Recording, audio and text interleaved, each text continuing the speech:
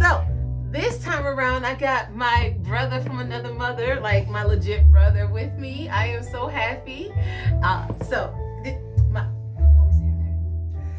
go ahead. Well, he can introduce himself if he wants to. he'll probably pop in here and there. Yes. But we were having a conversation about homosexuality. And no, before any of y'all get offended, it's not what you think.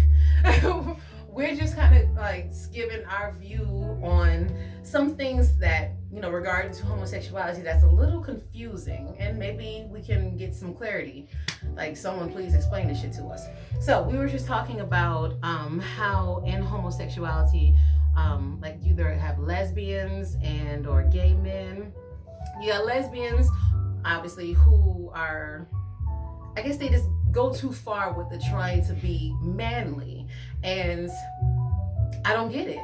Like, if you a lesbian, you like women, that's cool. Why can't you just like women without trying so fucking hard to make yourself a man or appear like a man, especially if you claim to hate them?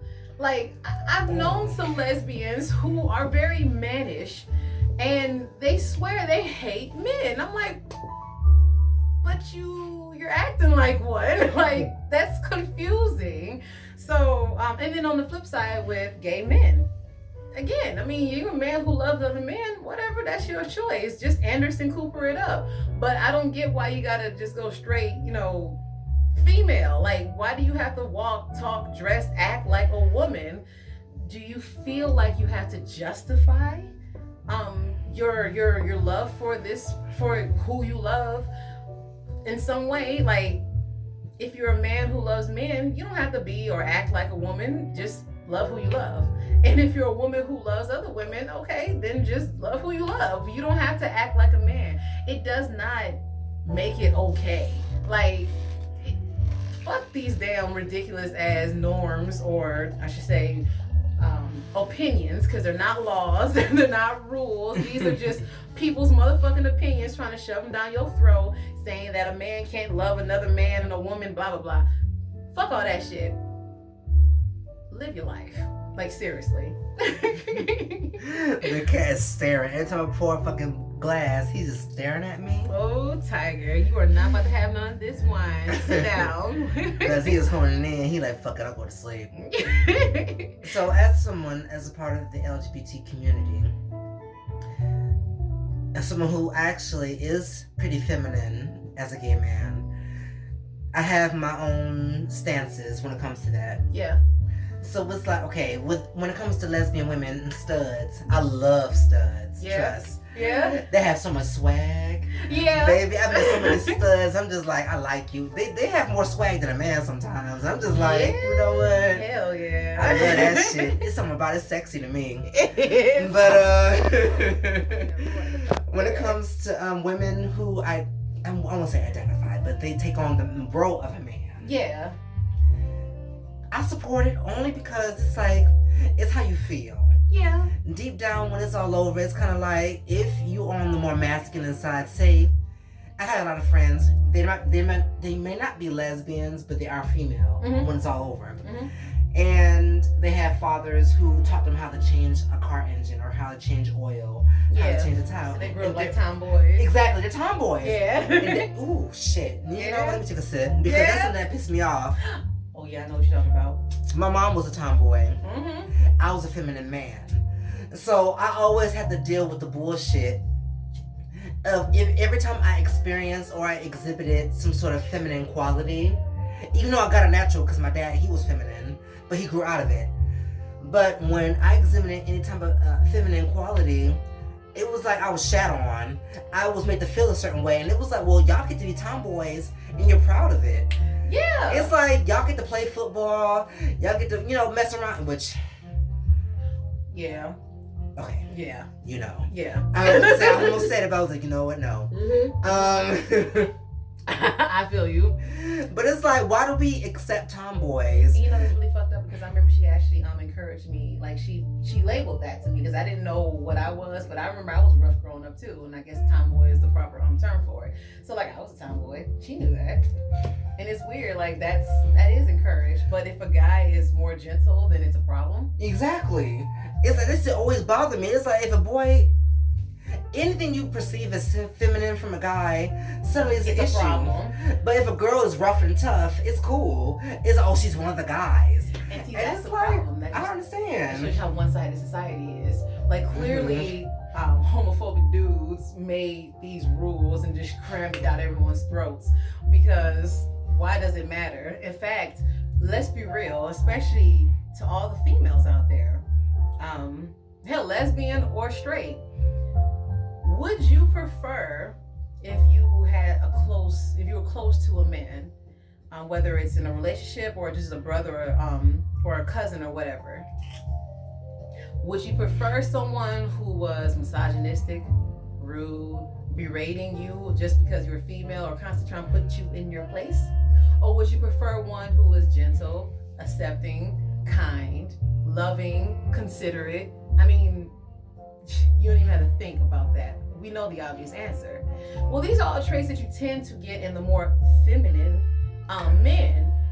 They tend to automatically be kind and gentle and sweet and caring, which is why so many women gravitate toward gay men, because they're the type of men that we can chill with. Like we can actually be around without feeling like we have to be on guard or we're being put in our place. So I mean, it's moronic when those traits are clearly admirable in a man, but often missing. And it sucks because when they get a man who's obviously straight, right? Who exhibits those same traits, suddenly y'all feel away. Oh, he a pansy. Oh, he's this, that, and the other. Oh, is he gay? Is he this? It's like, what the fuck? So you want a man who cares about how you feel. When you get one, suddenly you second guessing him. That just shows. And this what program. Exactly. Program. And that kind of adds to the whole conditioning with men. Yep. And that's why they feel they have to be micro. Yeah. They have to be hyper masculine. Yeah. And I hate the hyper prefix. But it's right. like some men feel like we have to be aggressive. We have to be manly. Mm-hmm. Because if we exhibit any kind of other behavior that suddenly you perceive differently, and all of a sudden we're gay, we're too sensitive, we're all this and that and the other. And it's like, well, what is it? You want a man who cares about you, then you get one, then all of a sudden, oh, he's all this. Problem. It's a problem. It's like, well, what do you want? Like, shit. Like, seriously, we really need to address this situation, because I feel like that is one of the reasons why relationships in this country, especially amongst the heterosexual, they just don't fucking last very long. Like, and the ones who used to last very long, you gotta examine those too, and see why they lasted as long as they did. Because I used to see a couple like in their 60s who they have this, oh, we've been together since we were 15, or we were together since we were 20, or high school sweethearts, something like that. Mm-hmm. And I immediately go, wow, y'all still together? That's amazing. But then when you see how they are with one another, they aren't always loving to one another. The woman does all the housework and the man is like in the other room hidden somewhere. Right? All he does is like maybe provide, but then that's it. Like you don't really see love between them. Now I'm not saying that's always the case, because sometimes I've seen couples, I should say, thank God, well into their 60s who clearly love each other. And to me that makes sense, because I figured like you wouldn't be with someone that long unless you did. Well, my point exactly, sometimes that's not the case. You gotta be careful with those relationships too, where they're clearly unhappy with one another, but they stay together because they were taught that you don't do divorce. You get married and you stick with that person to the day you die, despite the fact that y'all are not compatible, despite the fact that there is no longer any love between you, or that it may not have ever been any love between you.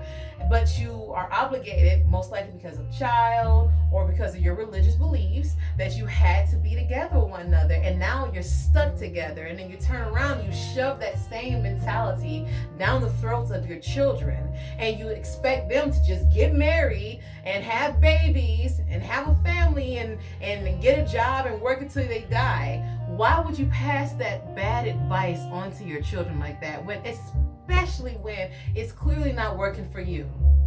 You are clearly miserable. Why are you shoving this down their throats? But my point is, when it comes to relationships, I feel like that poor dynamic between the mother and the father is why we have such fucked up ass miscommunication with guys now, because they're taught to just be manly men, protect and provide. Oh, they don't let the grandma tell it. Mailman. Okay. I used to hate that phrase. They forget the profess part. You know, you're supposed to also show love to your family, to your wife. You're not supposed to just, do that and then that's it. And then, of course, I mean, I feel like this goes without saying, but then there are the guys who just don't do that at all. The ones who are just never around. The fathers, the sperm donors, who just do their part in your creation and just disappear. So, like, with those two being the main examples, anyway, that we see, it makes sense why guys these days are so fucked up.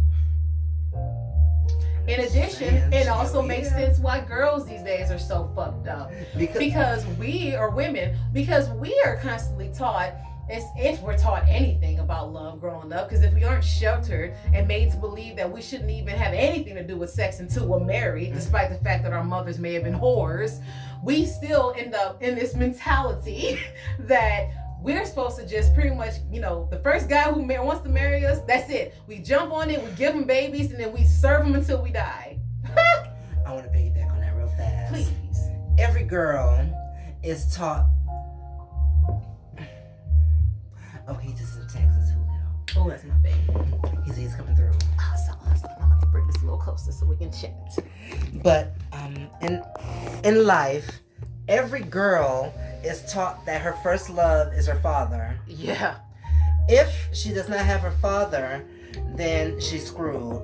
And here's my position on it. I feel the opposite.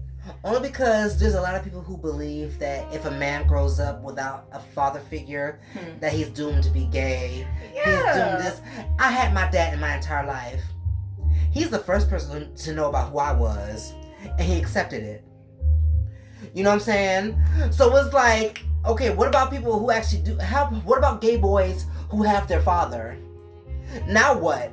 You can't sit there and be like, oh, well, you didn't have your father in your life, so that's why you turned out. Bitch, I have a strong I'm a liar. I have a male figure. Like there was a guy there. there was a guy there, and he was in my life, but I'd rather have a strong one up my ass. Now what, bitch? I saw that shit and it killed me. I had to say it. I love you.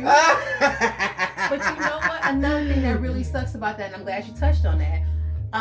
Too often do we see this, and when it comes to homosexuals, I should say, who had like fathers, who actually did have fathers.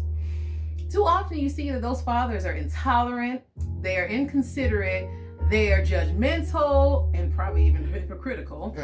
And they tend to have this my way or the highway mentality. And honey, that's just not how it works.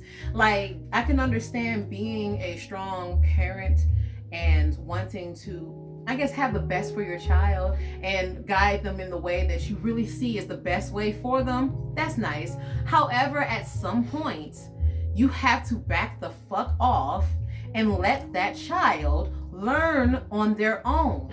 Once you fed them all the basic knowledge, which frankly you should have had down by the time they're 12?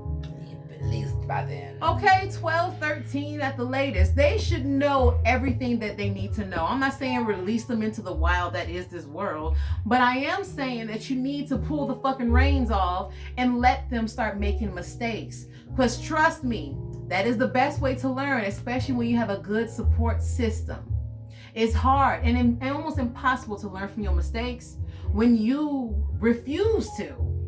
And then you have outside forces constantly judging you. It's difficult to learn when you're just constantly made to feel like, well, no matter what I do, nothing's good enough. And most of you know what that's like. You parents out there, you know what that's like. So why the fuck do you put your children through that? You know what it's like to be made to feel like nothing I ever do will be good enough. Well, then stop doing that to us. And I really feel bad for my millennials. For years, I didn't identify as millennial, mostly because I thought that meant you were born in the 2000s. But now that I figure that it just means that you were born into the age of technology, I'm just like, oh yeah, I'm totally a millennial. But I didn't identify as it because I felt like, these kids these days, they don't know what the fuck they're doing. But you have to examine the parents. Maybe these fucking parents weren't preparing them properly. Think of that? Think of that? Was that a thought? Was that a thought? So, there's that. All right, 15 minutes. All right, cool. Yeah, I was looking at that too. I'm like, wait. Okay, we'll call it in here. We'll probably make a part 2. Thanks for listening.